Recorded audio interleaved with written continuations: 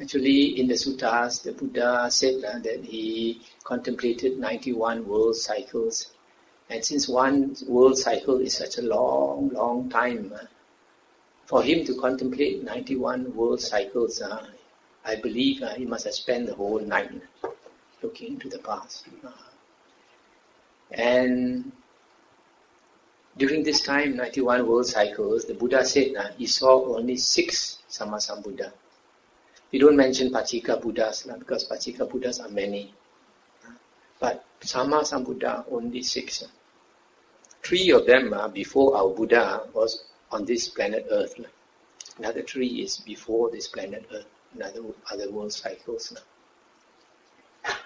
So later books talk about 24 Buddhas and 28 Buddhas, and in Mahayana you have 88 Buddhas and all this. It's all cooked up. Even this story, this legend about how the Buddha met the Bankara Buddha, all that also is later writing. Which means to say, you were saying that the 3 previous Buddha actually was in this world cycle. In this one? The other 3, the first 3 was in the last 90 world cycles. Yes. And these 90 world cycles only produces 3 yes. Sammasambuddha. So you see, it's so difficult to meet the true Dhamma, So is there any more Buddha coming? Oh yes. Yes. So in this world, in this planet Earth, the first Buddha was Kakusanda Buddha, then Kona Gamana Buddha, then Kassapa Buddha, who was our Bodhisattva's previous teacher. Then you have Gautama Buddha. And then the Buddha said that on this planet Earth there's still one more. That is Maitreya Buddha, or Maitreya Buddha in Sanskrit, Milik Buddha. He will come when human lifespan is 80,000 years. But he's not as fat as you see our Chinese image.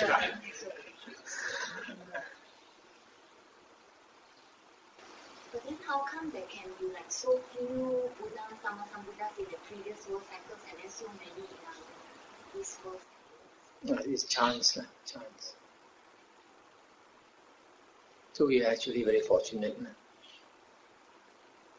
But even though the Dhamma, there are 5 Sammasambuddhas in the world, you look at our Buddha Gautama. He mentioned that in his previous life, he, as a human being, he had met the Buddha Kassapa. Okay. After meeting the Buddha Kassapa, and the Buddha Kassapa taught him the Dhamma, he must have attained stream entry. Because after that, he decided to become a monk. And after becoming a monk under the Buddha Kassapa, he must have attained the first jhana. Because when he came back as Siddhartha Gautama, as a small boy, he could attain the first jhana, right? So under the Buddha Kassapa, he must have attained at least the first jhana. In which case, he would have become this Sakadagamin. Most likely, he would have been a Sakadagamin. And Sakadagamins, they are reborn in heaven. So he was reborn into Sita heaven. And after Tusita heaven, he came down to the human realm again. At that time, no more Dhamma. So you see, even though there are 5 Buddhas in the world, because the world, one cycle is so long that in between the Buddhas, there are gaps when there is no Dhamma in the world. So when he came back as a Sakadagamin, second fruit attainer, according to the suttas, he has to enter Nibbana in that very life. He's like a ripe fruit, must fall. He must enter Nibbana. So even without a teacher, and for no apparent reason, and his family was so rich and having such a good life, for no apparent reason, he left everybody, his family, to renounce. That could only be possible because he was a Sakadagamin.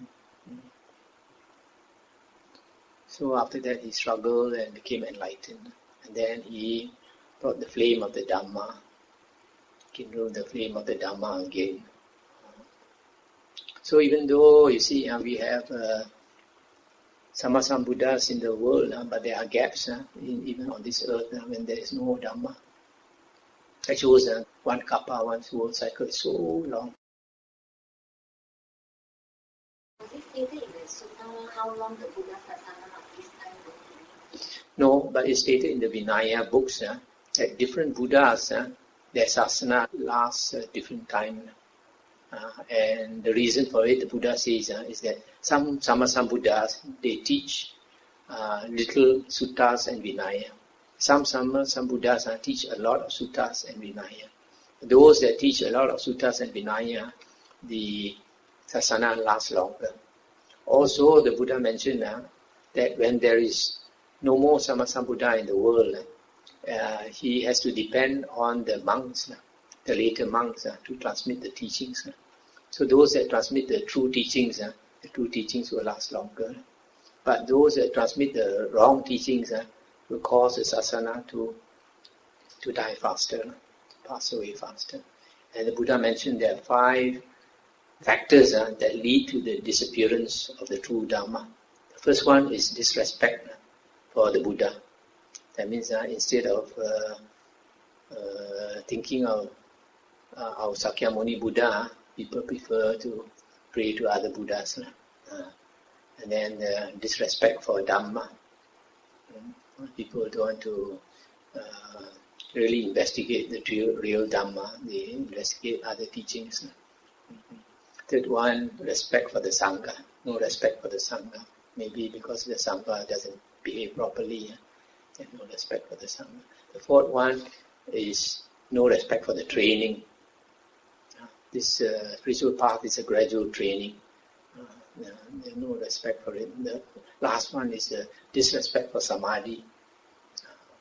So disrespect for concentration Samadhi also leads to the decline of the true Dhamma. A lot of people don't understand why Samadhi is necessary. You can only understand if you attain Samadhi. Because when you attain Samadhi, your seeing and knowing is at a much higher level. It's not that without Samadhi you cannot see and know. You can. It's like somebody at the bottom of the hill.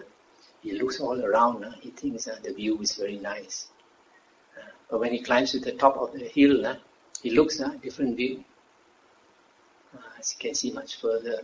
So in the same way, without Samadhi, you can know and see, but it's a shallow level. That's why the Buddha stressed on the 4 jhanas. The Buddha also mentioned in the suttas that when you attain the 4th jhana, all the myriad knowledges come automatically.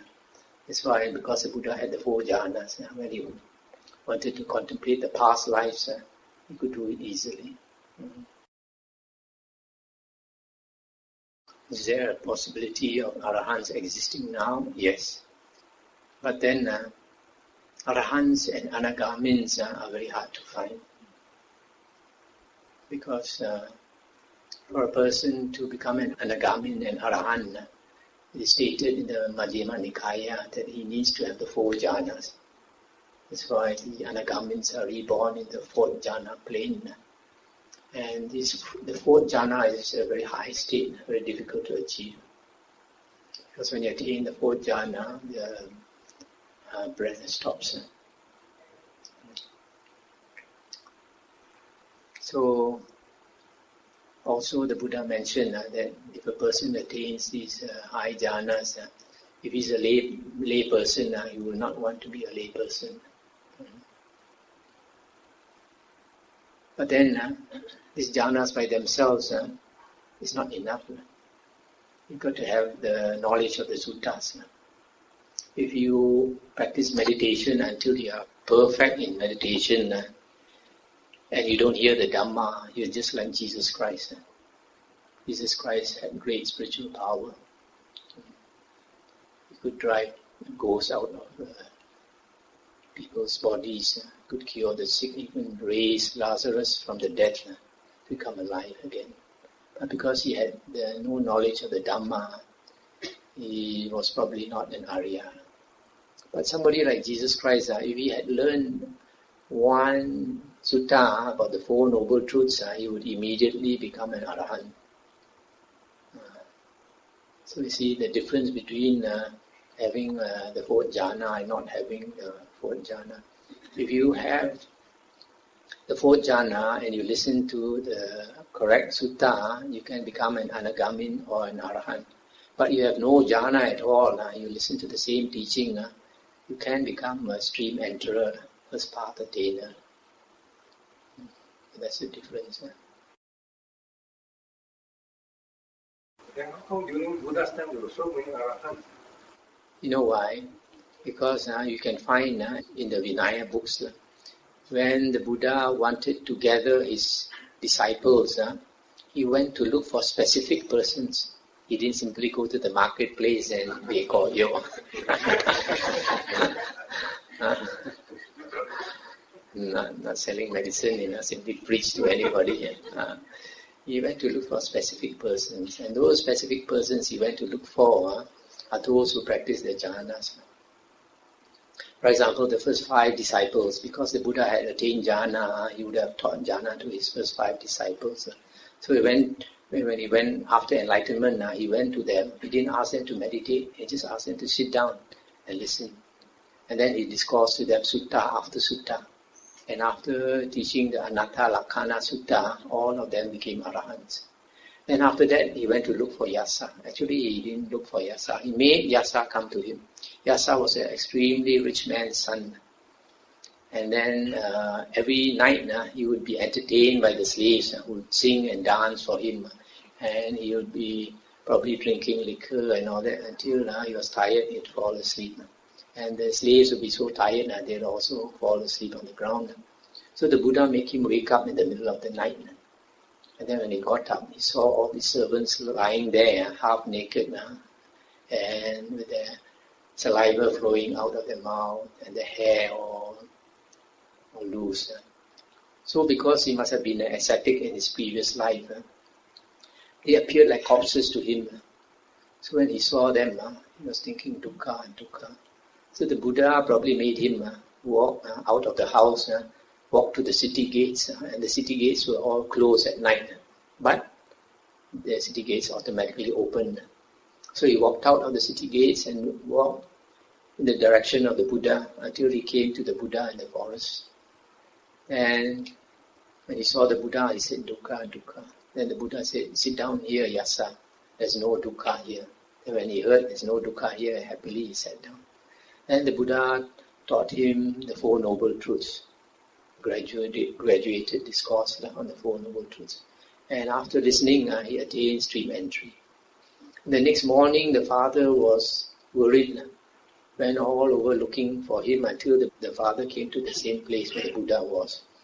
And the Buddha asked the father to sit down, and then taught him the same discourse. And the father attained stream entry. And the son, hearing it the second time, became arahant. Then after that, this Yasa's friends, there were 54 of them. They heard that Yasa had, after Yasa became an arahant, he did not want to go back to the house. So he became a monk, disciple of the Buddha.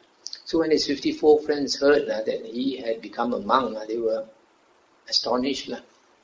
That's the richest man in town, the son has renounced. So they thought his teacher must be very special. So one by one they came to see him in the forest. And the same way the Buddha taught them the Dhamma. One by one they became arahants. If they had not attained the fourth jhana in their previous human lifetime, they would not become arahant just hearing the Dhamma one time. So it's because they were ascetics who had attained jhana. So after the Buddha had these 60 arahant disciples, and the Buddha asked them to walk different roads and preach the Dhamma. Then after that, the Buddha looked with his divine eye who to teach. And the Buddha saw 1,000 ascetics, external ascetics called jatilas, matted hair ascetics. They kept their hair very long, and they lived by the side of the river, and they prayed to the fire, and they submerged themselves in the river water 3 times in the dawn and 3 times at dusk. But because they probably cultivated jhana, then the Buddha went to them. And the leader, probably because of having attained the 4 jhanas, he probably had some psychic power. He kept thinking to himself that he was an arahant. And Buddha stayed several weeks with them and showed psychic power until they were so taken up by the Buddha that all of them renounced to become the monk disciples of the Buddha. And after they had renounced to become his disciples, then only the Buddha taught them the Dhamma and discoursed one sutta to them, the fire discourse. After hearing the fire discourse, all 1,000 of them became arahants. So you see, these are special people the Buddha went to. The Buddha didn't go to the marketplace. If the Buddha was alive today, he would look with his divine eye. Somebody like maybe Albert Einstein.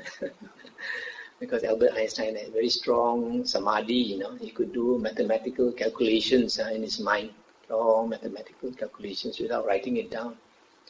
He could do it in his mind. So if the Buddha looked for such people, there'll still be arahants in the world. Another reason why it's difficult to find arahants now is that a lot of monks, like forest monks, they go to the forest and they meditate, and then they attain the jhanas. But many of them, they don't study the suttas. So only this combination of knowledge of the suttas and the jhanas can bring you out of samsara. So if you just study the suttas without attaining the jhanas, you can be a stream enterer, but you cannot become an arahant. On the other hand, if you only attain the 4 jhanas without studying the suttas, then you can have psychic power, but you're also not an arya. Okay, people always say that if you attain jhana and then you're reborn as a Brahma, then because your lifespan is so long, you would have missed the next Buddha. Oh, that is sour grapes. And people, you can't attain, cannot pluck the grape, it must be sour. Because even, you see, like our Buddha, our Bodhisattva, when he was a pupil of the Buddha Kassapa, he renounced and practiced the Dhamma. And he was not reborn in the Brahma heavens, he was reborn in the Tusita heaven. You are reborn in the jhana planes if you absorb yourself in jhana day and night. But he probably had attained the first jhana, but he did not absorb himself in the jhana day and night. So even though he had attained the first jhana, he was reborn in Tusita heaven. And after he came down from Tusita heaven, also no Dhamma in the world.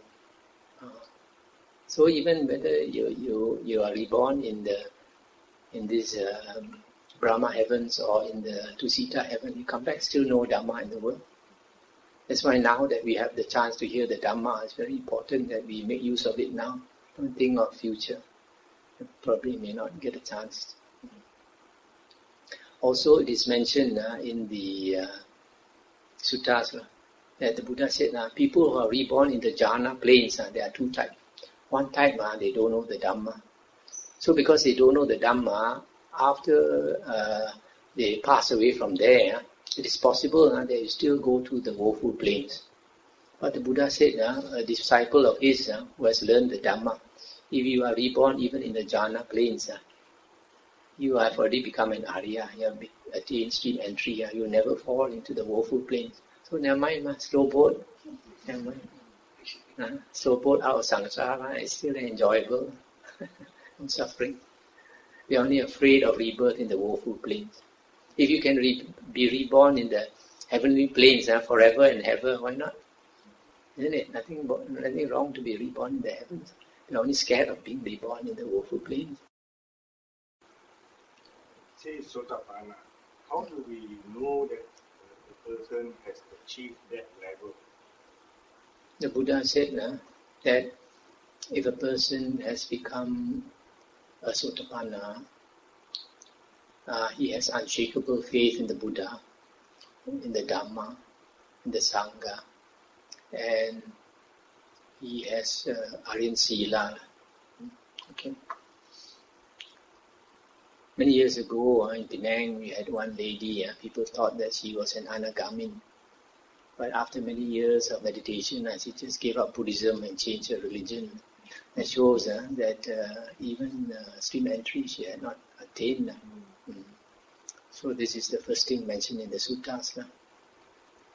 Second thing mentioned in the suttas is that if a person is a sotapanna, he has the vision of the Dhamma. He has seen the Dhamma. If a person has seen the Dhamma, then he sees no security in this world. No security in this world. Even in the heavens also no security. So then he will understand that the most precious thing in the world is the Dhamma. And the most meaningful thing to do as a human being is to practice the Dhamma. In which case, he will turn away from worldly things. It's not like some Mahayana books say that person is a great bodhisattva, but he goes to the karaoke and he goes to the pub and all that, living like a lay person, and yet he's a great bodhisattva. Not like that. Once he has become an Arya, he will turn away from. Previously, he liked to go to the races, go and enjoy worldly things. After he becomes an Arya, his direction is on the spiritual path. And then he will, because he doesn't join his friends in all this worldly entertainment, his friends will think this would have gone funny. But that's the price you have to pay. People think you're a bit funny. Okay, another thing mentioned in the suttas, once a person has become sotapanna, it is mentioned that he becomes independent of others in the Buddha's dispensation, in the Buddha's teachings. That's a very important statement. He becomes independent of others in the Buddha's teachings. In other words, he does not look for a teacher. Nowadays, you find a lot of people chasing after Ho Liao Su all over the world. You don't have to. The Buddha says, after he has passed into Nibbana, take the Dhamma Vinaya as your teacher. And the Dhamma is defined as the suttas in the Nikayas. So if you only take the trouble, to really study the suttas, you will see the Dhamma, the vision of the Dhamma. In which case, you won't chase after teachers anymore. You will know by yourself the way out of samsara. You will practice according to all the Buddha's instructions are in the suttas.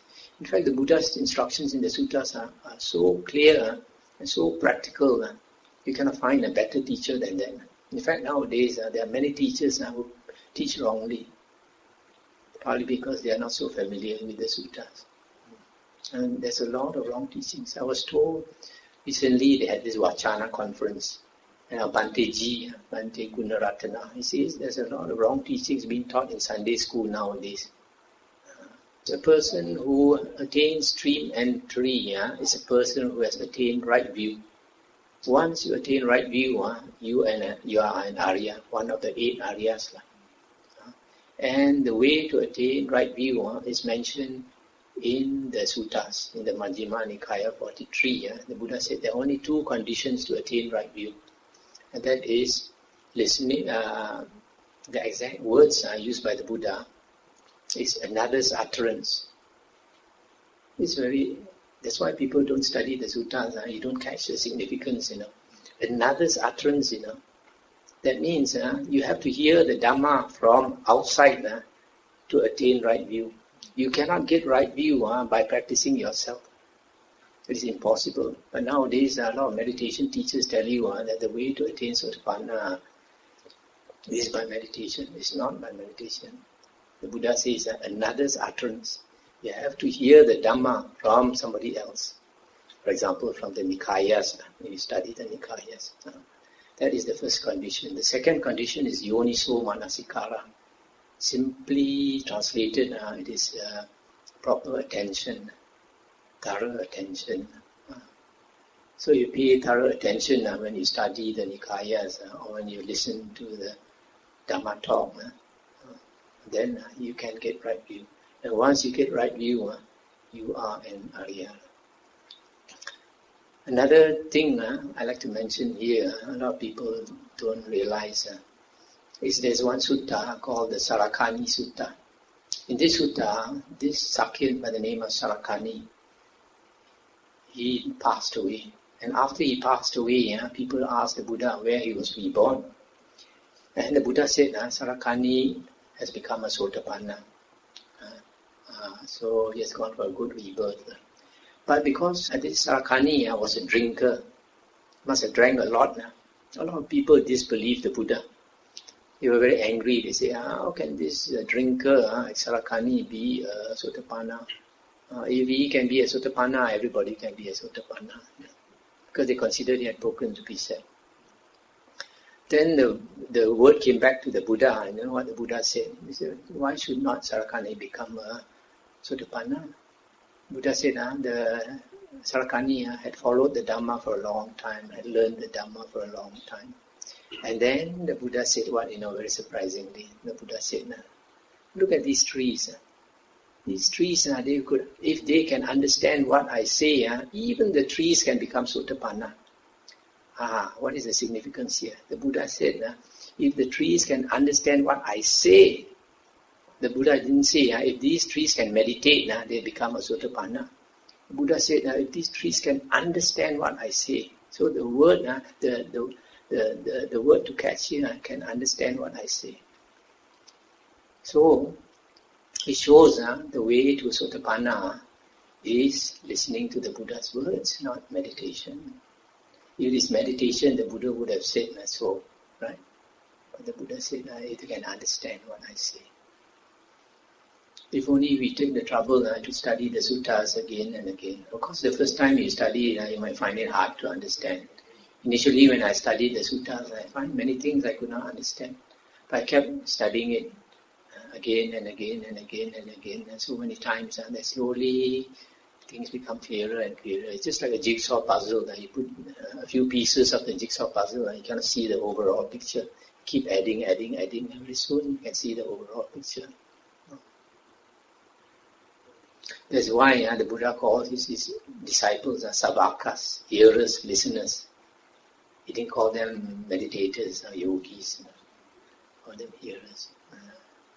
And also in the suttas, it is mentioned, the Buddha said, if you want to practice the Noble Eightfold Path, you must start with right view. And not start with meditation, start with right view. And right view will bring you to right thoughts. And right thoughts will bring you to right speech, etc.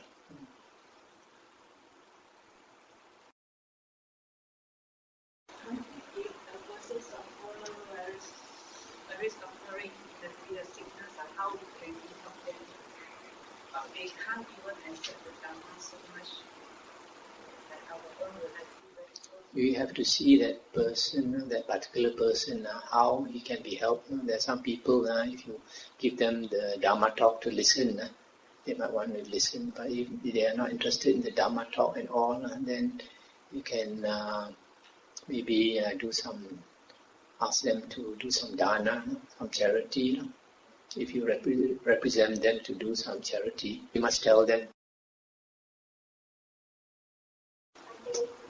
People say a person who has done a lot of evil actions, but towards the end of their life, they try to have wholesome thoughts. Will that person actually fall into the water thing? Not likely, because you cannot control your last thoughts. You know why? Because the doctor, after some time, will say this person is clinically dead. And he comes to that conclusion because you have no more breathing and your heart has stopped. But then, if your body is still warm, you're still not dead. And normally a person's consciousness will continue for a few hours.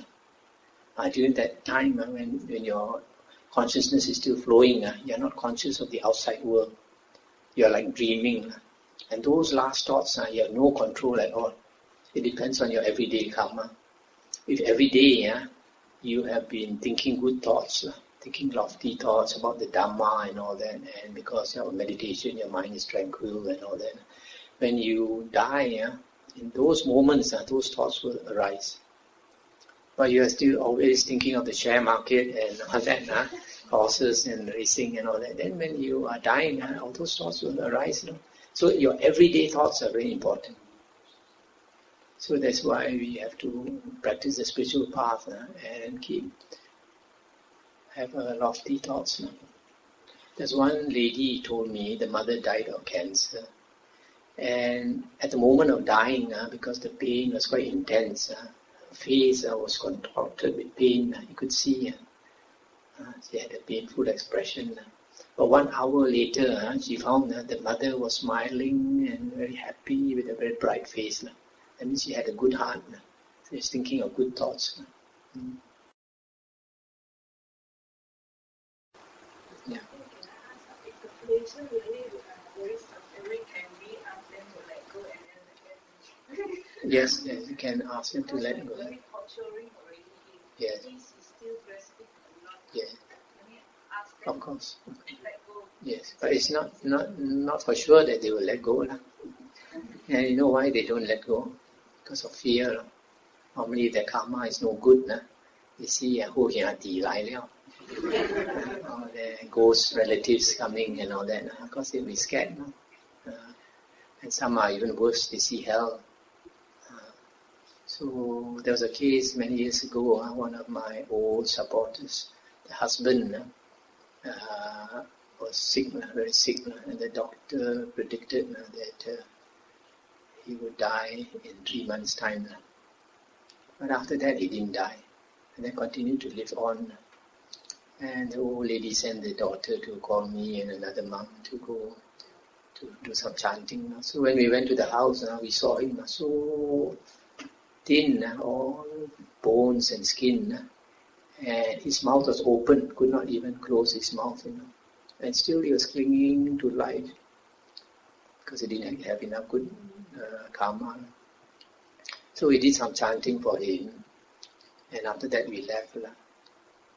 Within 1 or 2 minutes after we left, he passed away. So you see, when some people like that, they are afraid to go.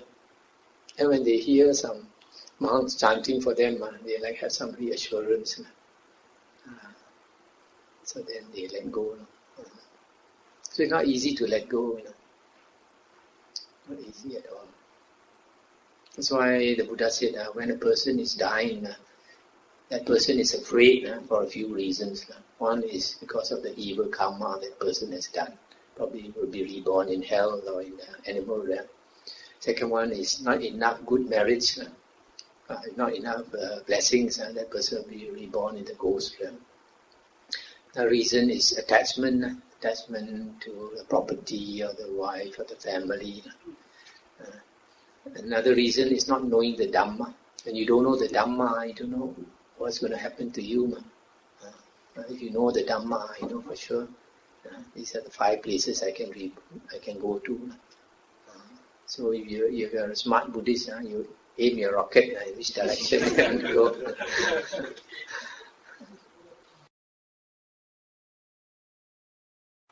But what if someone who passed away at a very old, rightful age and peacefully, but those few months of life before that, they really, they have amnesia, they cannot remember things. What do you think even someone who's been practicing the Dhamma, when they come to that stage of life, do they still know the Dhamma or waiting for that to come? What would be in their mind then? Still the same everyday thoughts. They won't have, they cannot remember the Dhamma. Even though they don't remember the Dhamma. What do you think is on the conscious level, they may not remember the Dhamma, but in their deep consciousness, they would know.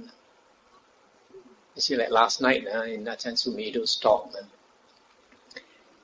he mentioned something which struck me, was very good. He said, somebody asked him about this anger and all that. And so he said, often it mentioned one incident that he could not agree with a monk, and he had a lot of problem with this monk, and they sort of hated each other's guts, to put it bluntly. So one day they had this meeting of all these Ajahn Chah monasteries, Western monks, and he knew that this monk was coming. So was very agitated. I'm not going to meet this monk again in this meeting. And all that, all the anger, all the hatred came up. So he decided to go to his room and write down all the unpleasant things about this monk. And he wrote, he said 3-4 pages. All that anger, resentment, everything, all that, what he calls vitriolic. All that. So he wrote until he ran out of things to write. Trying to add one more thing also cannot. Then he thought to himself, then what else can I say about this? What else? What other feelings do I have of this monk? Then he realized that it was metta, loving kindness. So below all our conscious thoughts, actually, like this metta is natural to us. This loving kindness is natural to all of us. You see, like Mother Teresa, even though she doubted that God existed, she did all this work for all the poor people, not because of God, but because it was natural to her to love others and to help others. So actually this basic feeling in us is there. But the anger and all that arises out of conditions because of ill-spoken words and all these things. Then that anger suddenly arises. But actually underneath it is this loving kindness towards all beings. So we must not only focus on what is thrown up in our mind, what is basic underneath is there. So in the same way, like if a person is dying, he might have amnesia and all that. But that basic state of that mind is a good mind, is a good heart. That is what will bring you to a good rebirth. All of us, we have a conscience. If only we listen to our conscience, just keep quiet and listen to our heart. But all of us, we take our thoughts too seriously.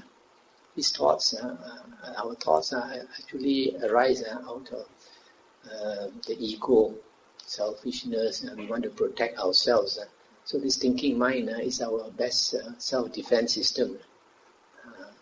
But it is not lofty. It is a calculating mind, a cunning mind. But underneath that is what we need to look for. So we need to listen to our conscience more. Listen to ourselves.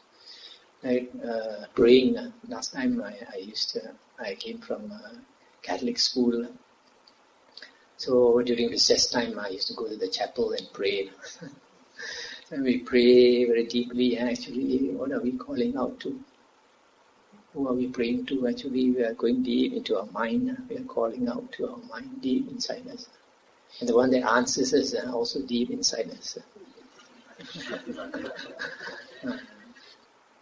Okay, and yeah.